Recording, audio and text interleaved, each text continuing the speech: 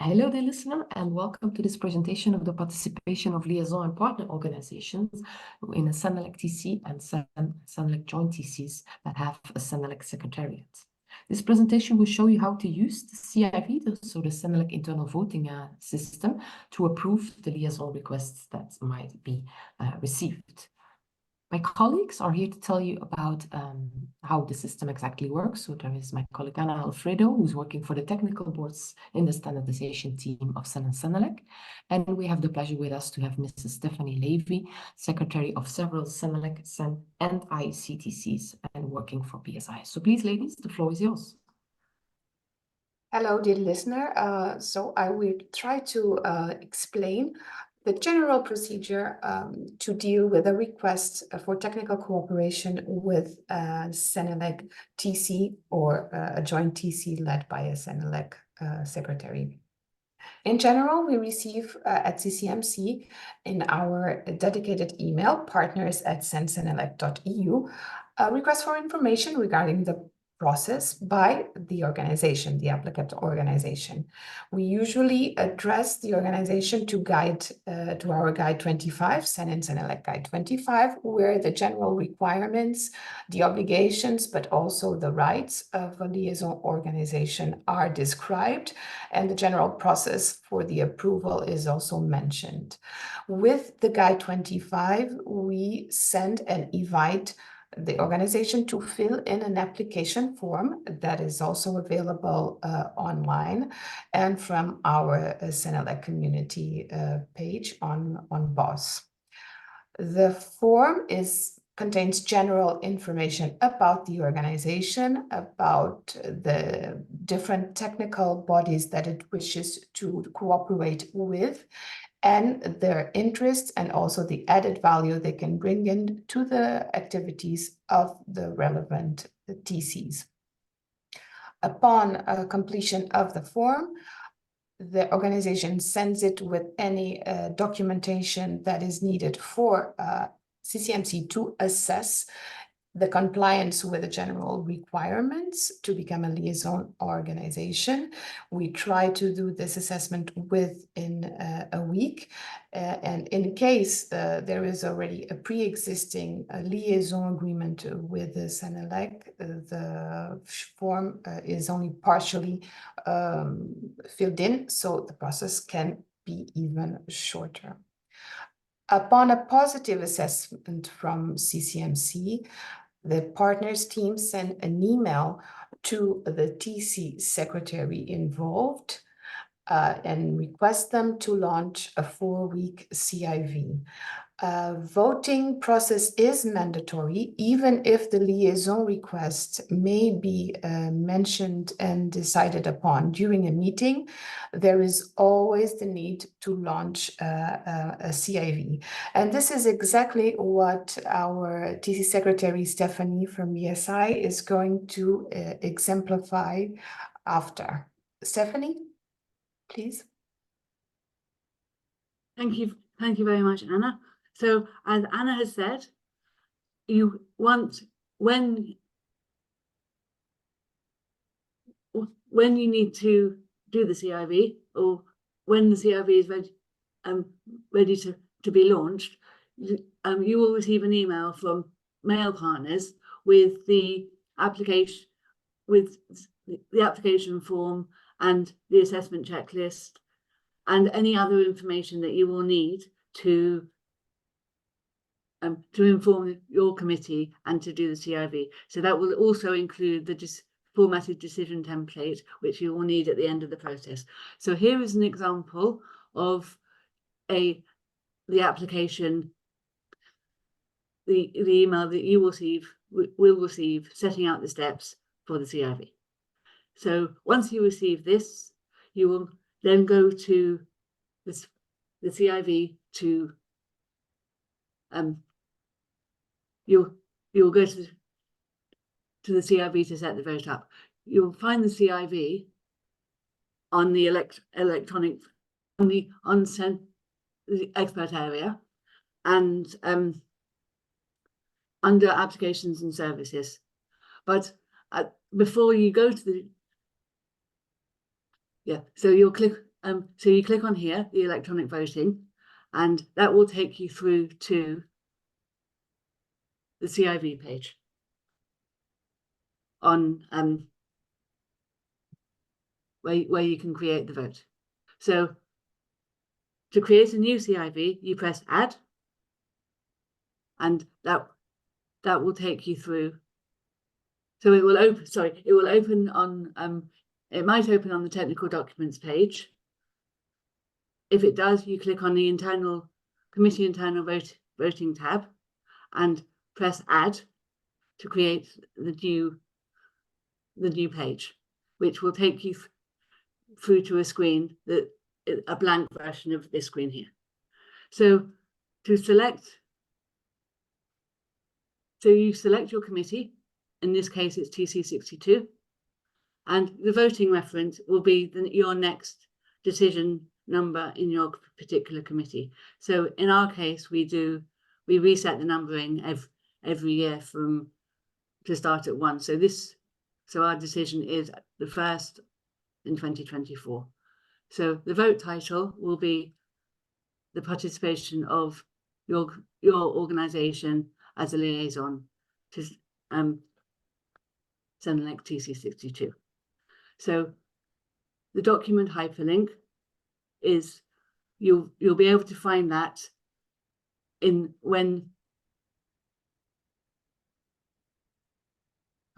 document hyperlink you can find on the collaboration platform, where you would have already informed your committee that the vote is taking place, and you would have created a document with the application form and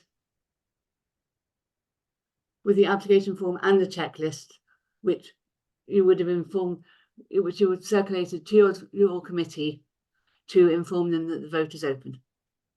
So you go to, once you've uploaded it, you go to the 3 dots and click on details. This takes you, here you will find the link, which looks like a paperclip. Click on the link and go back to your questionnaire and paste it into the document link. So in the opening date is usually tomorrow, or a date in the future when you want your committee to start voting. So you click on this to take you through to the calendar, and it's a drop down list of months and years, and you can also toggle through using the arrows. Now the closing date is 4 weeks time, because CIVs like this are always 4 weeks. So, and in the note, you would put a brief description of what the CIV is.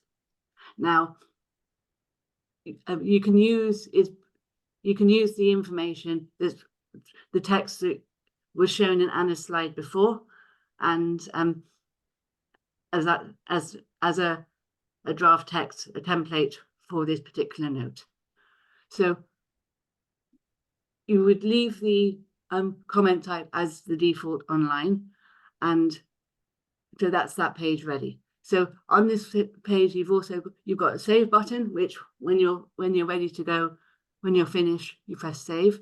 Reset will clear all these fields, so you can start again if need be, and delete it if you want to delete it completely. Now the next stage you have to do is to ask the actual question. So you do that by clicking on the configure questionnaire. This will take you through to another blank screen. And in my case, because I've already set it up for demonstration purposes, it's already populated, but you would add the question number, and even though it's only one question, you would still have to put question 1. And you would put a short, precise question of what you're asking the committee to do. So do you agree? So in this case, it's do you agree to the participation of MEDIEC in CENELEC TC62 as a CENELEC liaison organisation? And the optional answers in this case are yes, no, and abstain, which can be selected in the drop-down list in this screen, in under these headings. So in yes, you would put a comment optional, because to give people the option to add a comment if they need to. No, I would always put comment required, because it's useful for the committee and also CCMC to find out why the National Committee wouldn't accept or didn't want that liaison to go ahead, and then abstain. And also, again, committee comment optional. Now, when you're done, you press save, and you've also got the delete and reset buttons as before. Now, usually, as in this case, you'll only have one question, but if you do have another question you need to answer, you press new, and it will just bring up, it will move the question 1 to the above field and give you another blank question text box. So when you're done, you press save, and save again, or back, sorry. Back will take you back to the vote creation management. And when you're done, press save. And your committee, your ballot will appear on your list of open votes. Now, after 4 weeks, when the vote is closed, you will now have to notify your committee of the result and also partners at CCMC. So your closed ballot after the closing date will appear on the closed ballots list. Now, there will be and to download the result, you will see a zip folder here under voting result, which will contain a Word document of the voting result, which you'll need to circulate. So what you do is you will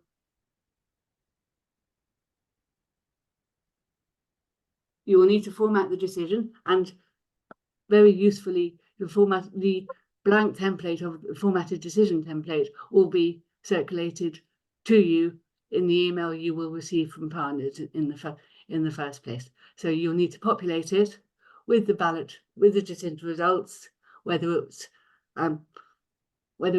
unanimous or by simple majority, and you will find all the information you need in the result of voting, which you've just downloaded from the zip folder.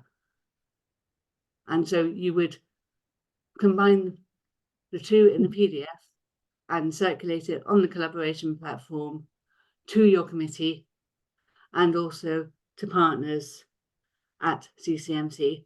And with that, I hand you back to Anna to take you through the rest of the process. Thank you, Anna. Thank you so much, Stephanie, for showing us the CIV process, which was the goal of the current training. As a follow-up of receiving the email from the TC with the formatted decision and the results, the partners team upload the results into the collaboration platform for reporting to BT purposes. And we inform the organization by email of, assuming that it is a positive outcome, of the approval of the liaison. And in case it's an already existing liaison, we just send them the update of the annex to the agreement. In case it's a new liaison, we send a draft of the agreement document to be filled in, completed, and agreed upon by the organization and signed upon agreement and countersigned by our CENELEC director. Upon signature by both parties, we ask the liaison organization to nominate and appoint a representative. So the expert they wish to participate in the activities of the relevant TC or TCs, and only upon receiving the signed agreement will we ask our colleagues internally to grant access to this appointed and nominated representative. And this is the wrapping up of the process in general. In case there is any kind of doubts or you need any kind of assistance regarding the procedure of a liaison request, please do not hesitate to reach out to us at CCMC. The team of partners is glad and to welcome your queries, and you can reach out to us through the email partners@cenelec.eu. Thank you so much for your attention.